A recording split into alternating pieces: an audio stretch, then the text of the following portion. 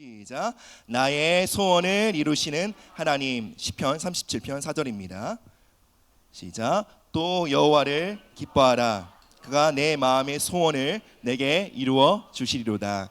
아멘. 하나님은 모든 인류가 추구하고 누려야 할 기쁨의 대상입니다. 모든 세대, 오고 오는 세대가 영원토록 마셔야 할 기쁨의 강물입니다. 하나님을 기뻐함이 마땅합니다. 시편 43편을 기록한 고라 자손은 하나님을 향해 이렇게 고백합니다. 하나님은 극락의 하나님이시다. 기쁨의 극치라고 고백하고 있는 것이죠. 그래서 이렇게 찬송함이 마땅합니다. 주께와 엎드려 경배드립니다. 주 계신 곳에 기쁨 가득. 무엇과도 누구와도 바꿀 수 없네. 예배드림이 기쁨 됩니다. 아멘. 사랑하는 여러분, 우리는 종교적 의무를 다함으로 하나님을 예배하지 않습니다. 하나님을 기뻐함으로 그분을 예배합니다. 근데 안타깝게도 많은 사람들이 하나님을 기쁨의 대상으로 발견하지 못합니다. 하나님께 나오는 예배의 자리에서 경직됨을 느낍니다. 지루함을 느낍니다. 오늘 우리가 함께 읽은 본문에서 시편 기자는 우리가 하나님을 기뻐해야만 하는 이유에 대해서 이렇게 말합니다. 그 이유가 무엇입니까? 하나님께서 우리의 소원을 이루어 주시는 분이시기 때문이라는 거예요. 하나님이 우리의 소원을 이루어 주시는 분이시다. 너무 놀라운 소식 아닙니까? 참으로 모든 사람이 받아야 할 기쁨의 소식입니다. 그러나 이 놀라운 기쁨의 소식 앞에 우리 안에 있는 종교성은 강한 거부감을 나타냅니다. 이 말씀 앞에 경보음을 울립니다. 하나님이 우리의 소원을 이루어 주신다고? 우리의 소원은 이기적이고 삐뚤어지기 마련이잖아. 그리고 그분은 거룩하시고 높으신 분이잖아. 우리의 미성숙하고 하찮은 소원에는 그분은 귀 기울이시는 분이 아니셔. 하나님은 우리의 소원을 이루시는 분이라기보다는 우리의 소원을 십자가에 못 박도록 하시는 분이셔 라고 생각하게 합니다. 사실 이것은 사단의 전략입니다. 우리로 하여금 하나님은 우리의 소원에 무관심하시며 가차없이 거절하시는 분으로 오해하게 함으로 하나님이 기쁨의 대상이 아닌 지루함, 고리타분하고 엄하고 경직된 대상으로 바라보게 만드는 것입니다. 여러분, 사람은 그 마음의 소원을 지지하고 응원하며 그 소원에 응답하는 대상을 향해 기뻐하도록 창조되었습니다. 하나님은 그가 내 마음의 소원을 내게 이루어 주시리라 라는 이 말씀에 우리 모두가 아멘 함으로 하나님을 기쁨의 대상으로 추구하고 기쁨의 대상으로 발견하는 자들이 되기를 원하십니다. 그럼에도 많은 사람들이 이것을 마음으로 믿지 못합니다. 이렇게 생각합니다. 하나님에게 나의 소원은 중요하지 않아. 하나님에게는 하나님의 크고 높으신 뜻만이 중요해. 거룩한 소원만이 중요해. 나의 소원을 말하는 것에 대하여 하나님 좋아하지 않으셔. 나에게 이런저런 소원이 있는데 기도해봤자 응답하지 않으실 거야. 차라리 기도하지 않고 실망하지 않는 게 안전해. 그래서 많은 사람들은 하나님 앞에 자신 안에 있는 진짜 소원을 말하지 못합니다. 자신의 소원을 말하는 것에 불안함을 느낍니다. 하나님 앞에 자신의 진짜 소원은 감추고 억압합니다. 그래서 많은 사람들이 하나님 앞에 자신의 소원을 감추고 억압함으로 회색빛 인생을 살아갑니다. 그리고 이렇게 기도하곤 합니다. 하나님 뜻대로 해주세요. 하나님 알아서 해주십시오. 사실 굉장히 믿음의 고백인 것 같지만 사실 하나님을 가장 비인격적으로 대하는 기도인 것입니다. 기도가 무엇입니까? 하나님과의 대화, 하나님과의 교통입니다. 마음과 마음을 열고 마음속의 이야기를 나누는 것이 대화입니다. 서로의 마음을 알고 이해하며 그 마음이 연결되는 과정이 대화입니다. 대화를 하는 것에 있어서 가장 중요한 키가 무엇입니까? 바로 소원입니다. 마음 깊은 곳에 있는 원함입니다. 서로가 중심으로 무엇을 원하는지, 무엇을 기뻐하는지, 무엇을 열망하는지 그 마음속에 있는 열망을 교류할 때 우리는 서로가 서로에게 깊이 연결되게 됩니다. 기도는 하나님과의 대화라고 말씀드렸습니다. 우리가 하나님과 깊이 연결되기 위하여 중요한 것이 이것입니다. 바로 우리 안에 있는 소원을 감추지 않고 하나님 앞에 들고 나가는 것입니다. 여러분, 기도 시간은 하나님 앞에 입 바른 말 하려고 앉아 있는 것이 아닙니다. 정답을 제출하기 위해 기도 시간을 버팅기는 것이 아닙니다. 우리 안에 깊은 열망을 말하기 위해 우리는 기도의 자리에 나아가는 것입니다. 마음 깊은 곳으로부터 우리 안에 있는 소원이 고백되어지지 않는다면 그러한 기도 시간은 얼굴과 얼굴을 마주하는 기도 시간이 아닌 서로 뒤돌아서서 등을 마주하고 대화하는 시간과 같다라는 것입니다.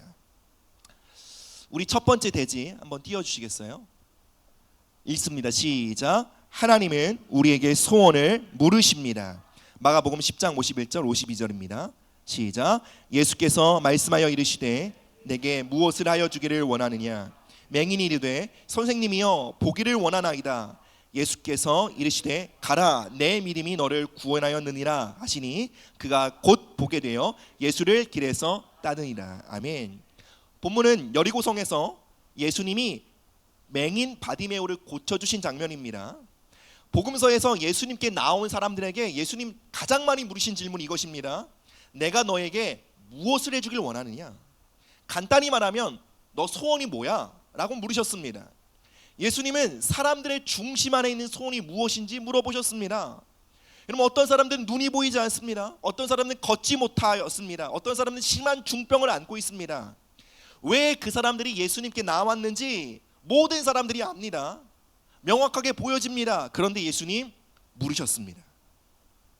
무엇을 원하느냐? 예수님이 정말로 몰라서 물으셨을까요? 예수님은 당연히 그들의 필요를 아셨을 거예요. 그럼에도 내가 너에게 무엇을 해주길 원하느냐? 라는 질문에는 예수님의 깊은 뜻이 있습니다. 그 사람 안에 있는 깊은 소원을 끌어올리시는 거예요. 여러분, 예수님 얼마나 바쁘셨습니까? 그러니까 묻지도 듣지도 않고 수많은 병자들을 고치실 수 있으셨습니다. 그냥 빠르게 안수하고 만지심으로 사람들을 회복시키실 수 있으셨습니다. 그러나 그렇게 하지 않으셨습니다. 멈춰서서 그들의 눈을 바라보고 물으셨습니다. 무엇을 원하느냐? 너의 중심의 소원이 무엇이냐 물으셨습니다. 사람들이 예수님께 나와 그 깊은 소원을 끌어내기를 기대하셨던 것입니다. 그들은 예수님께 소원을 말함으로 예수님께 자신의 마음을 열게 됩니다. 예수님, 제가 보기를 원합니다. 예수님, 제가 걷기를 원합니다. 이러한 그들의 소원 앞에 예수님은 그들을 치유하심으로 이렇게 응답하신 것입니다. 나도 내가 걷기를 원한다. 나도 네가 보기를 원한다. 내가 건강하기를 바란다. 질병과 악한 영에서 노임받기를 원한다. 내가 잘 되기를 원한다. 이것은 나의 소원이다. 놀랍게도 맹인 바디메오는 치유를 받고 문제가 해결됐으나 예수님을 따르는 제자가 되었다는 것입니다. 복음서를 보면 예수님께 자신의 소원을 열고 고백한 모든 사람들은 치유 이상의 응답을 받았습니다. 그 응답이 무엇입니까? 그들은 마음으로 예수님을 사랑하게 되었어요. 예수님과 마음이 연결되게 되었어요. 예수님을 따르는 복을 받게 되었습니다. 예수님의 제자가 되는 복을 누리게 되었던 것입니다.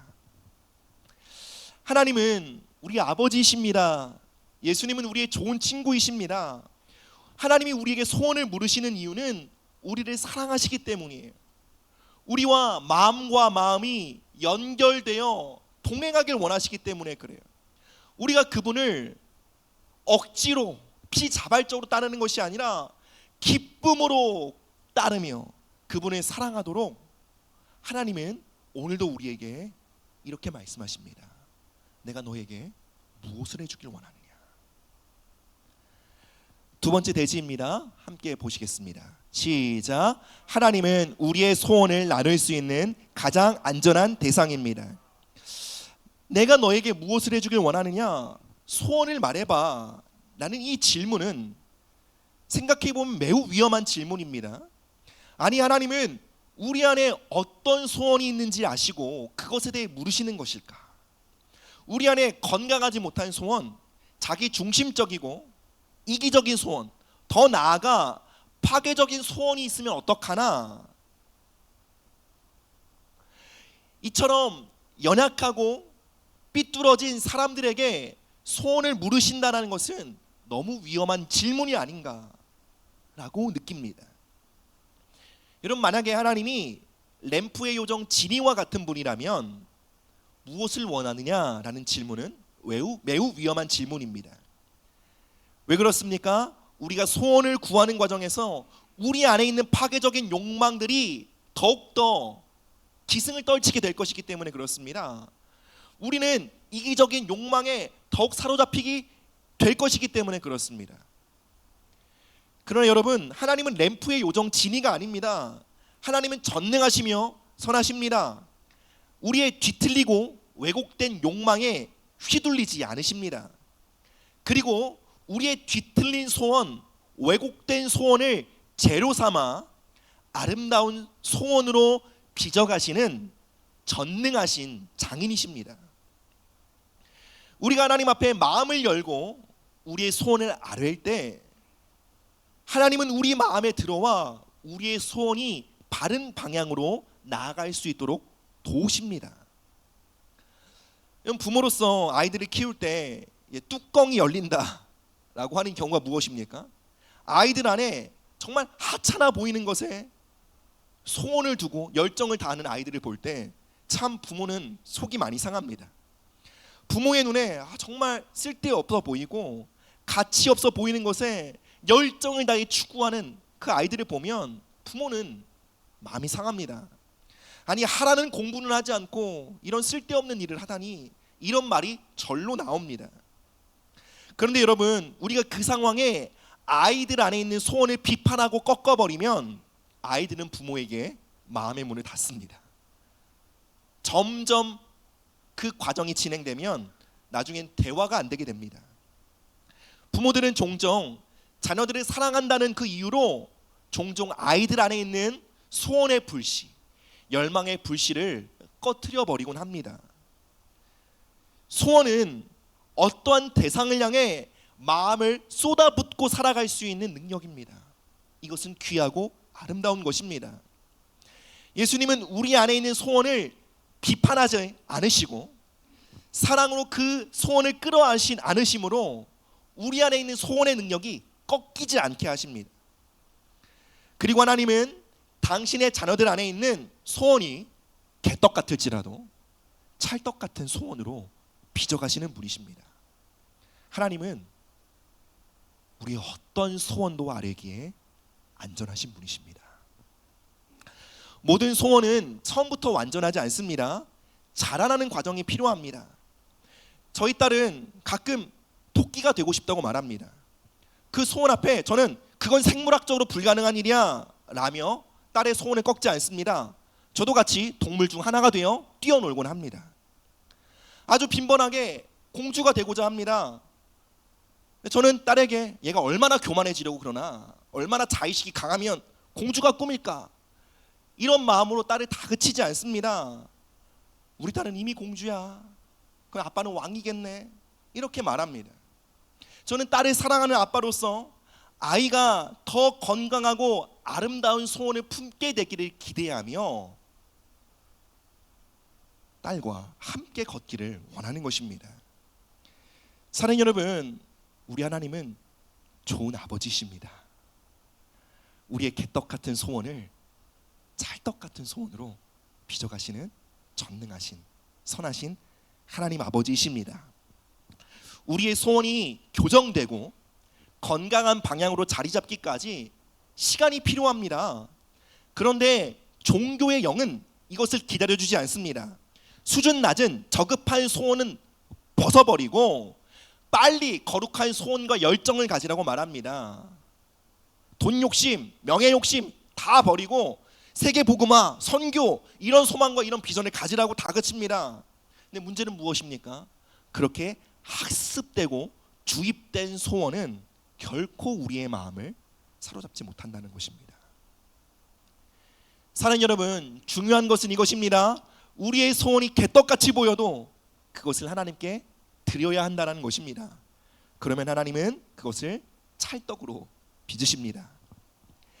예수님의 제자 12명이 있었죠. 그중 핵심 멤버는 베드로, 야고보, 요한이었습니다. 이들이 남들보다 특출나거나 성숙했기 때문에 예수님의 제자들 중에 핵심 멤버가 된 것이 아닙니다. 이들의 특징이 무엇입니까? 자리 욕심이 엄청났다는 거예요. 그들은 예수님 앞에 노골적으로 자신 안에 있는 욕망을 표현했어요. 저를 높은 곳에 세워주십시오. 저를 당신의 왕국의 우편, 좌편에 세워주십시오. 그런 고백을 할 때 다른 제자들의 마음에 염장이 질렸습니다. 무슨 말입니까? 다른 제자들 안에도 그러한 소원이 있었던 거예요. 그런데 베드로, 야고보, 요한은 정직하게 그 소원을 개방했어요. 여러분, 우리가 이러한 제자 그룹의 리더였다면 베드로, 야고보, 요한 같은 사람은 가장 말단으로 아웃시키지 않겠습니까? 이들에게 지금 너무 중요한 사명이 맡겨질 텐데 이렇게 미성숙하다니 너는 제자 그룹에서 아웃이야 라고 말하지 않겠습니까? 그런데 놀랍게도 예수님은 12 제자들 중에서도 이들을 특별히 아끼셨습니다. 그리고 그들의 부족하고 왜곡되고 이기적이고 탐욕적인 소원을 꺾지 않으셨습니다. 물론 그들의 소원이 옳았다는 것이 아닙니다. 왜곡되고 삐뚤어졌어도 그것들을 예수님 앞에 꺼내놨기에 예수님은 비로소 그들의 마음에 들어가실 수 있었고 그들의 왜곡된 소원들을 다루시며 바로잡으실 수 있었던 것입니다.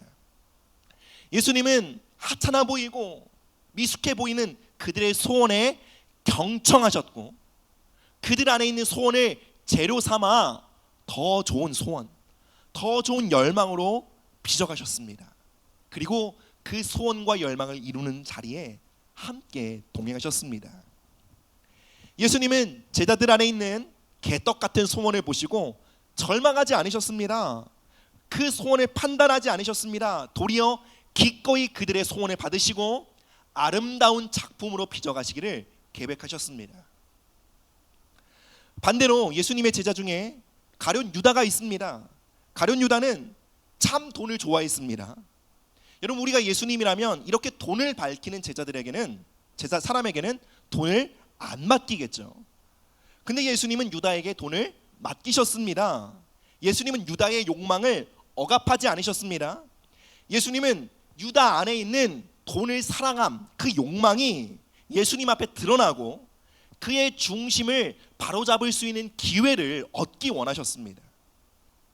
그러나 유다는 교묘하게 자신 안에 있는 욕망을 감추었고 자신은 돈에 관심 없으며 굉장히 이타적인 사람인 척 연기했습니다.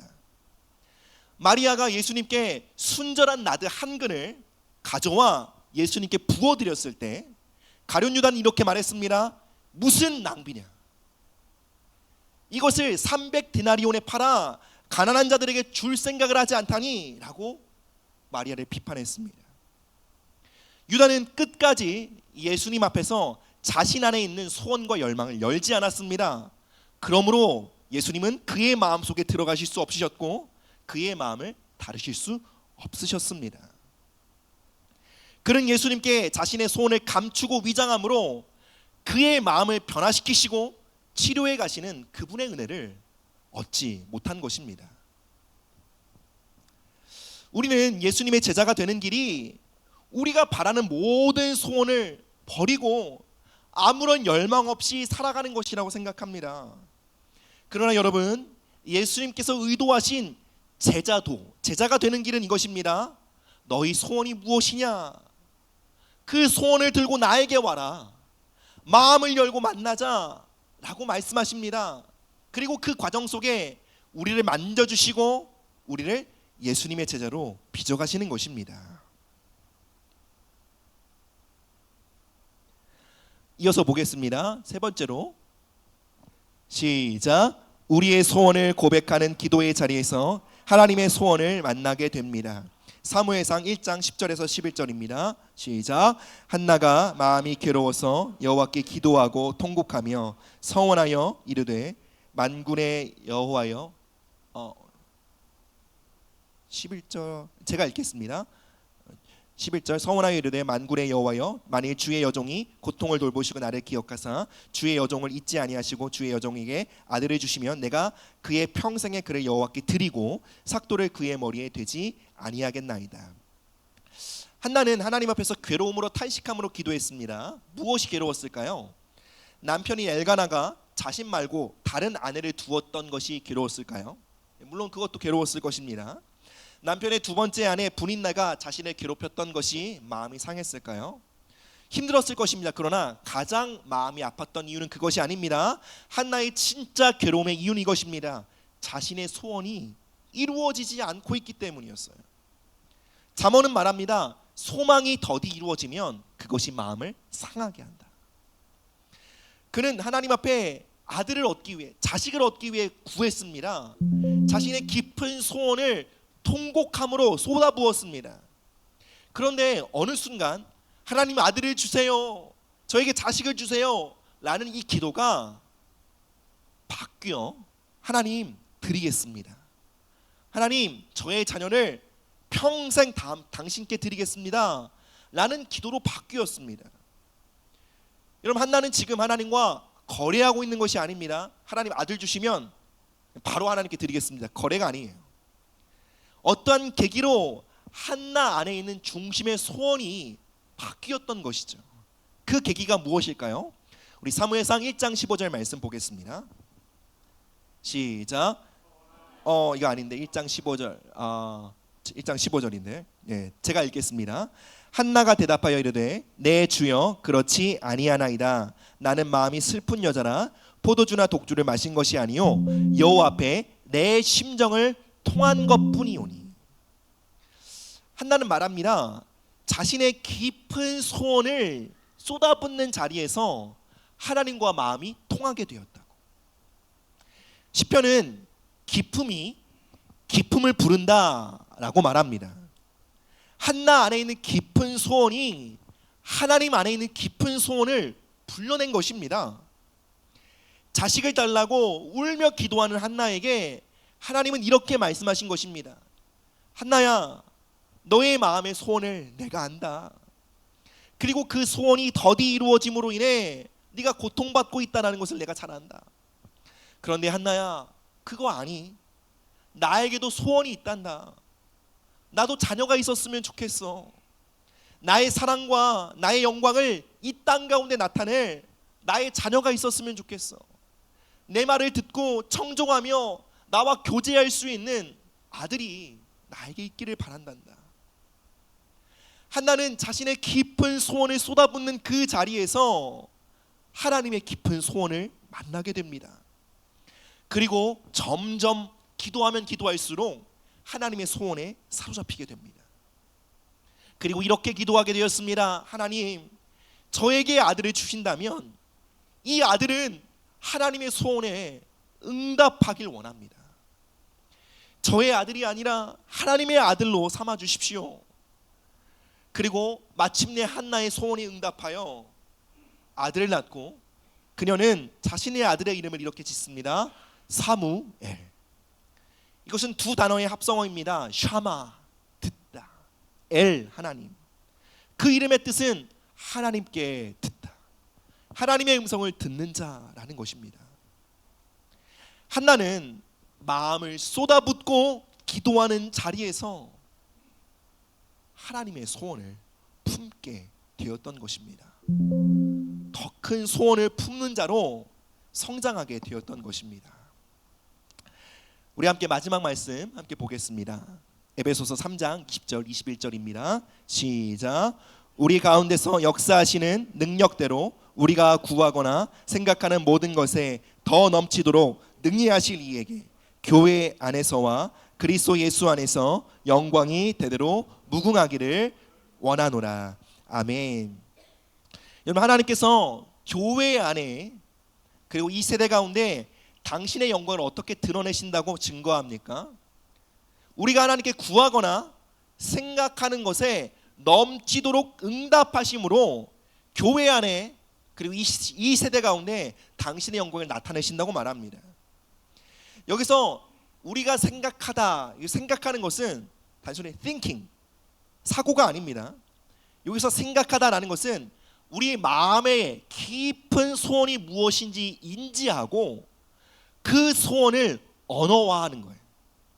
아, 내 안에 진짜 이런 소원이 있었구나. 그리고 그 소원을 쏟아붓는 거예요. 그럴 때 하나님이 어떻게 하신다고요?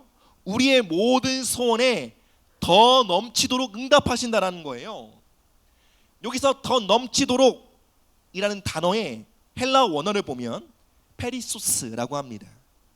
그 뜻은 질적으로 우월한, 탁월한, 뛰어난 이란 뜻을 갖고 있습니다. 무슨 뜻입니까? 우리가 하나님께 나와 우리 마음에 있는 중심의 소원을 아뢰을 때에 하나님은 어떻게 하신다고요? 우리의 소원을 더 탁월한 차원, 더 높은 차원으로 끌어올리시고 그리고 그 소원에 넘치도록 응답하신다는 것입니다.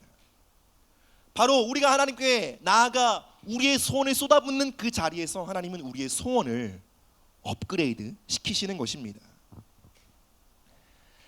사랑하는 성도 여러분, 우리의 소원 때로는 이기적으로 보이고 때로는 가치 없어 보이고 왜곡되어 보이는 우리의 소원을 월등한 차원으로 끌어올리시는 것은 하나님이 하실 일입니다. 그러나 우리가 해야 할 일이 있습니다. 바로 우리 안에 있는 작은 소원들을 하나님께 들고 나아와야 한다는 것입니다. 사랑하는 여러분, 저는 오늘도 이 말씀을 준비하면서 이렇게 기도했습니다. 하나님, 저는 영향력을 가진 사람이 되길 원합니다. 성도들이 마음을 열고 저를 더 좋아해 주길 바랍니다. 건강해지길 바랍니다. 탁월한 사람이 되길 원합니다. 재정적으로 축복해 주사 특별히 좋아하는 여행을 좀 갈 수 있었으면 좋겠습니다. 이렇게 소원을 아뢰었습니다. 놀라운 것이 무엇입니까? 제 안에 있는 소원, 그렇게 거룩해 보이지 않지만, 그렇게 위대해 보이지 않지만 어쩌면 정말 일상적이고 평범해 보이는 소원을 아뢰는 그 자리에서 하나님은 저의 소원을 찬양하게 하신다는 것입니다. 사랑하는 여러분, 하나님은 오늘도 이 예배의 자리에서 저와 여러분들에게 물으십니다. 소원이 무엇이냐? 내가 너에게 무엇을 해주길 원하느냐? 여러분, 우리는 하나님께 나아갈 때 반드시 이 질문에 대답할 것이 있어야 합니다. 함께 찬양하시고 나아가시겠습니다. 우리 함께 자리에 넣으셔서 우리 함께 찬양하실 때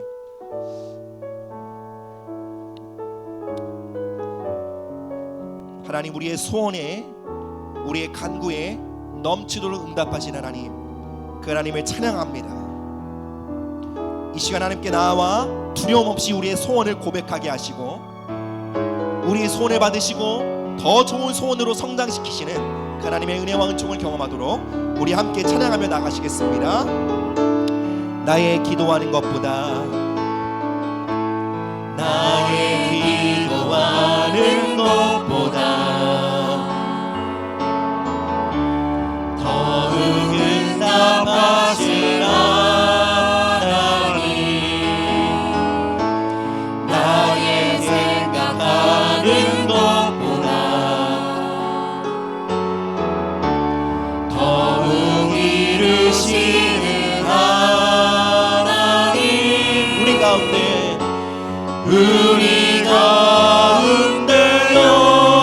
역사하신 능력대로 우리들의 간구함을 넘치도록 능히 하신 주님께 모든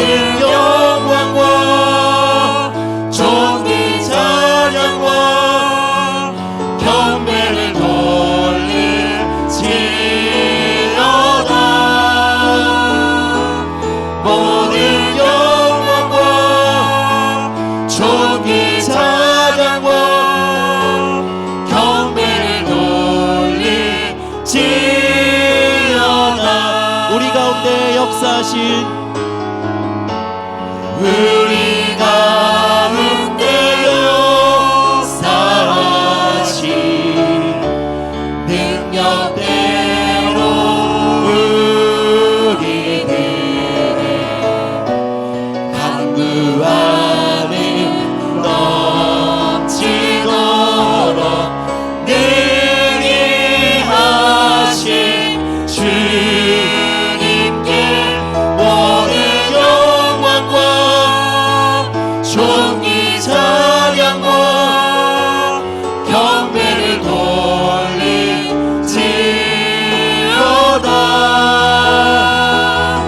모든 영광과 존귀 찬양과 경배를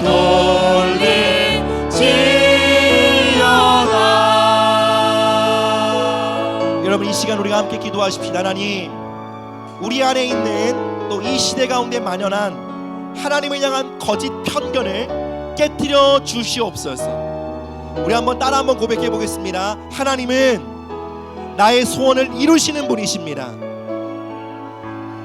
나의 소원을 받으시고 더 좋은 소원으로 성장시키는 분이십니다.